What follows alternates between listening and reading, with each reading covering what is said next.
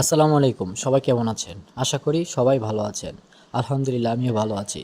স্পর্শিয়া মিম, তাকে আমরা সবাই চিনি। তিনি একজন জনপ্রিয় অভিনেত্রী। তিনি আগে ঈগল মিউজিক টিমে কাজ করতেন, কিন্তু তিনি এখন আর ওখানে কাজ করছেন না। তিনি ঈগল মিউজিক টিম ছেড়ে চলে এসেছেন কিছু ব্যক্তিগত কারণে।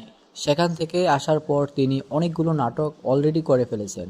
যেমন তা হলো: নাম্বার 1 ছেলের ঘরে বাপ চাকর, নাম্বার 2 বুয়াপুর, নাম্বার 3 ছেলের ঘরে চাকর 2, নাম্বার 4 দেমাগি কাজের মেয়ে, নাম্বার 5 ছেলের ঘরে চাকর 3, নাম্বার 6 লোভে পাপ পাপে তালাক, নাম্বার 7 ছেলের ঘরে চাকর 4, নাম্বার 8 সন্তানের হক, নাম্বার 9 বিবাহিত অবিবাহিত, নাম্বার 10 ছেলের ঘরে চাকর 5, নাম্বার 11 জলে ভাসা পদ্ম, নাম্বার 12 কুসুম কুসুম প্রেম, নাম্বার 13 জলে ভাসা পদ্ম 2, নাম্বার 14 অপেক্ষা, নাম্বার 15 রক্তের টান, নাম্বার 16 জলে ভাসা পদ্ম 3, নাম্বার 17 তিন তালাক, নাম্বার 18 এক বউ দুই স্বামী, নাম্বার 19 জলে ভাসা পদ্ম 4, নাম্বার 20 দায়িত্ব, নাম্বার 21 ঘরের লড়াই, নাম্বার 22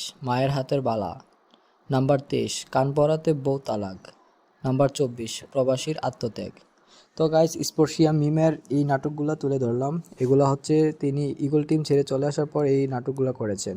তো গাইস, ভিডিওটা যদি ভালো লেগে থাকে তাহলে অবশ্যই আমার এই চ্যানেলটা সাবস্ক্রাইব করে আমার পাশে থাকবেন। আর সকলে ভালো থাকবেন। আসসালামু আলাইকুম।